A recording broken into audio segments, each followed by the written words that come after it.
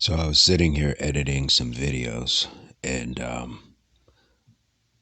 I'm going through like some pictures and just a bunch of stuff, and I came across the 2019 Christmas trip that my youngest daughter and I took.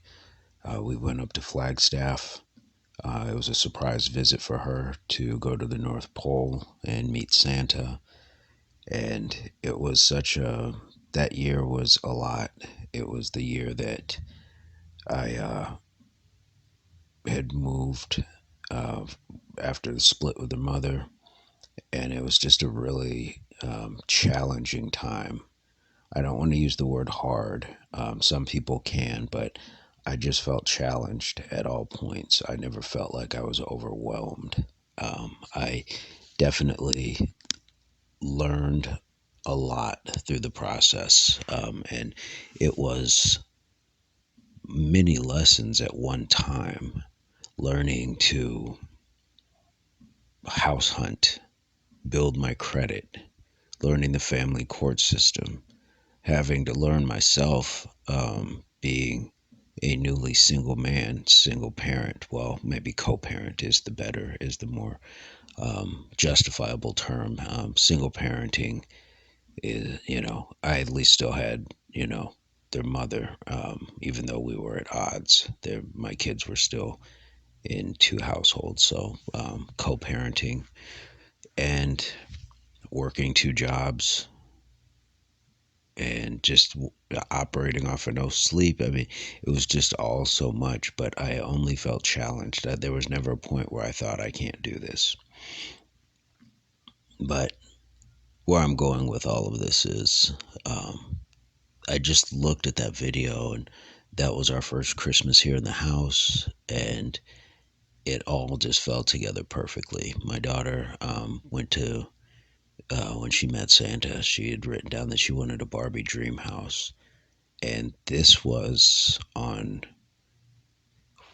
we were coming back on Christmas Eve.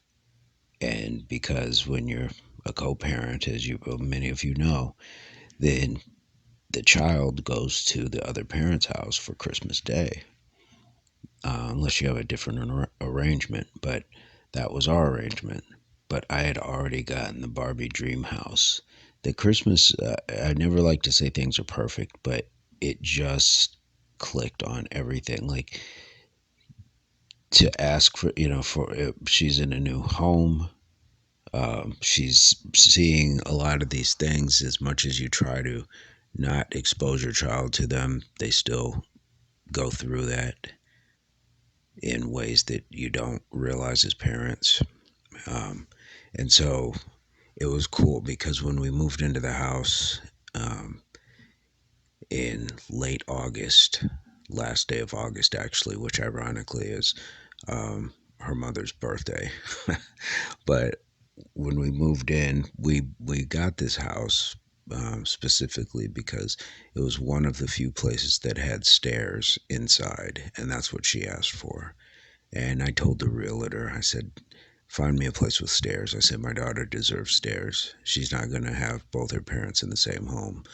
A flight of steps isn't too much to ask. So we moved in and then had this amazing Christmas. Like everything just once the smoke clears, I will say that you just see so much more and you can be appreciative. But it's hard when you're actually in the fray, when you are in the eye of the storm, or when you're just when that smoke bomb goes off. It's hard to know what step is the right step to take and what's beyond just the initial step. So once we got everything um, together, it was just, yeah, we've been cruising, and um, we just passed the third year. When I was looking at the video, though, you know, I I definitely I get emotional, and I'm proud to say that because for the longest time there was a lot of you got to be hard, and that's not only as a male, but then as a black male.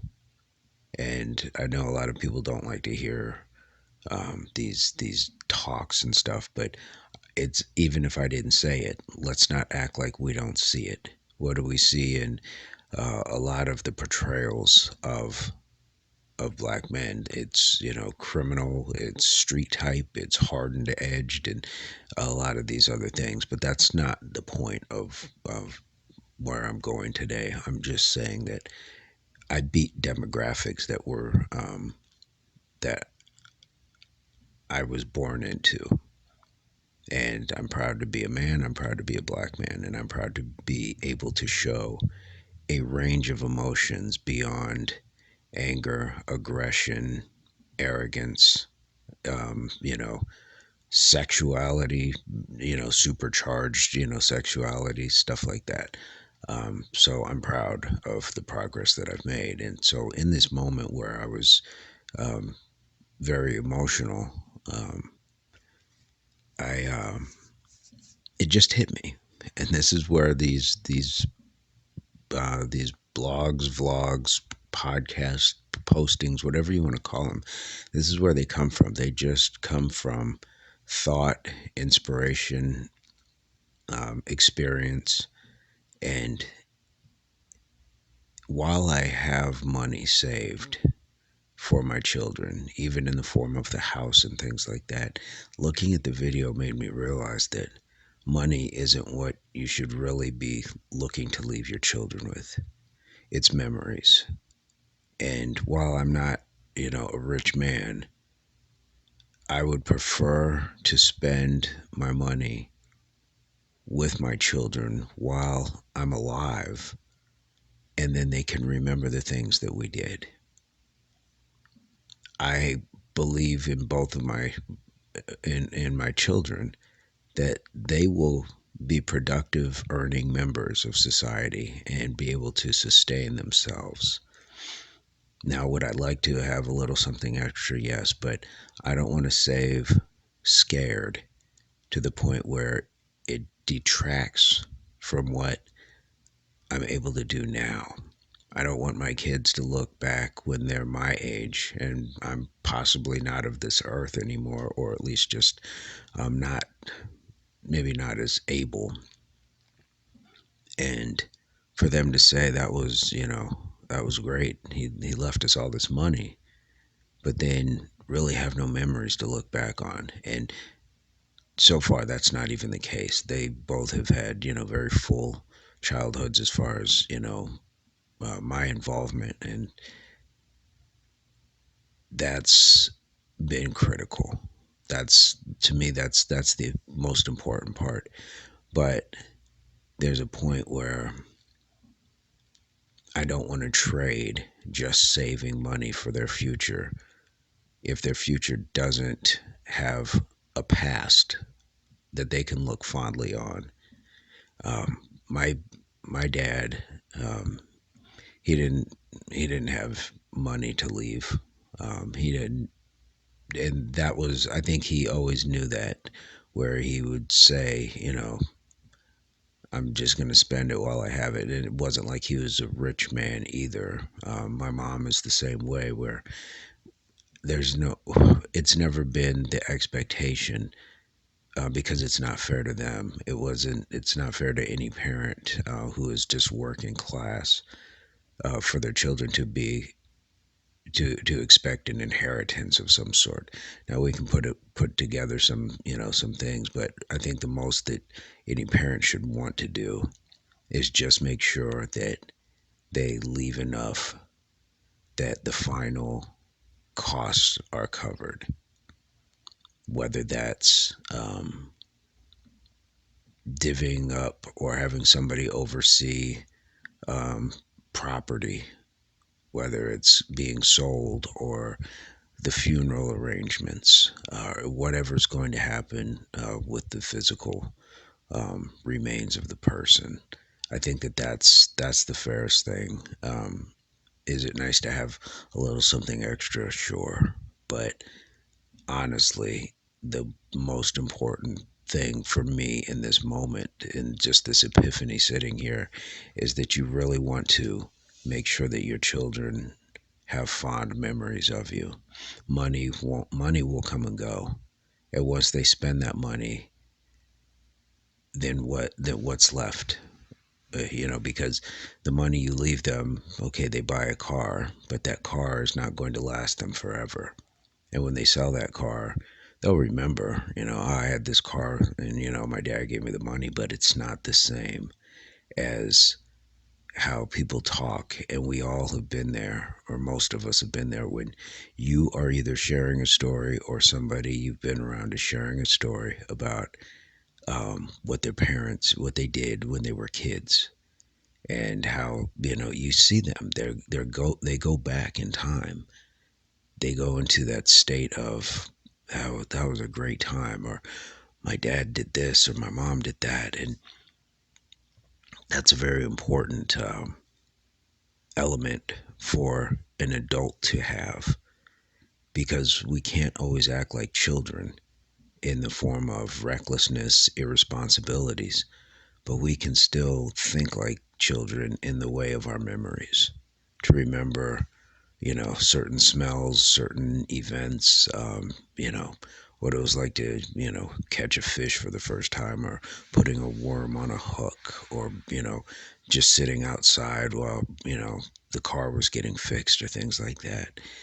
I know it's a little bit harder because as we progress with technology, there's things that do a lot of it for us. Or like I could never sit out and just fix the car. I couldn't be under the hood because it looks like a spaceship under there. Newer cars don't have the same stuff that you would see on an older car. And we live in a community where the HOA takes care of the lawn maintenance and things like that. So there is no, I remember my dad, cutting the grass and things like that. But it doesn't mean that you can't create your own memories. And it also doesn't mean that it has to come at a large price, at, where savings are put in jeopardy. But I know it's tough times, and I know that the economy, the way that it is, makes it extremely hard for a lot of families. But again, the memories don't have to just be in lieu of the money. Instead of saying, well, instead of saving money, we're going to spend it to go to Disneyland or something. That's not what I'm saying. You can just go to a park, a local park, because a lot of people aren't going to have the money to save, much less leave behind for their children. So my point is, if you have the options, that's great. But when you don't, you can still make the memories in that time where you're, struggling to make ends meet and things like that. We still have to remember that your children are your legacy. Your children are what you leave behind. So the the portion of being a benefactor, the financial should be the least of it, especially for people, when children die young or parents die young, and kids don't have too many memories. You want them to at least have some recollection or some remembrance. Now, some of it's just going to be that they grow older and time makes you forget, sometimes. But we really have a an obligation to allow that our children really see, in hindsight, why my parents, they really did their best. They tried. And there's going to be stages for a lot of people and their children where you're at odds with each other. The kids don't appreciate it, and you don't appreciate not being appreciated. But it comes back around because, how many of us went through that, where you you didn't appreciate your parents because they weren't doing X, Y, and Z for you anymore, and they didn't appreciate it. So you became, sometimes you become estranged, and that's unfortunate, but it's part of growth. It's part of understanding. And then once, the kids get out and they realize that toilet paper and toothpaste aren't free, and bills have to be paid on time, we start to come around, and then we appreciate our parents more. And then when you have children yourself, that's definitely when you start to appreciate your parents more. Um, Most of us. But the one thing that I really heavily do believe, and I've always been active, but it just kind of sunk in just this moment where it's like, the money's not the issue. Now, that doesn't mean I'm going to go cash out my savings accounts, 401ks, and things like that just to, prove the point. I've been put in a position and I've taken the opportunities given to me to um, help myself where finances are concerned. And I do preach that to other people as well. If I can do it, then you can do it. But in the meantime, be the most active and hands-on involved parent that you can be. And sometimes it's hard. We get caught up in the simple things, entertaining ourselves, the shows that we watch, or being on our phones, or whatever else. So just make sure that you have the time, because children don't truly understand the value of the dollar, and that's a beautiful thing, because what they understand is the value of time spent doing things with their parents and having a loving interaction. It's a shame that we grow up to know the value of the dollar, because then we place it above everything else. um, I don't think I have a whole lot more to add to this. It's just pretty straightforward and simple. If you guys have, again, an ace up your sleeve advice, a comment, experience, that would be great to add to the dialogue, and give your thoughts, your opinions, and share with the comment section.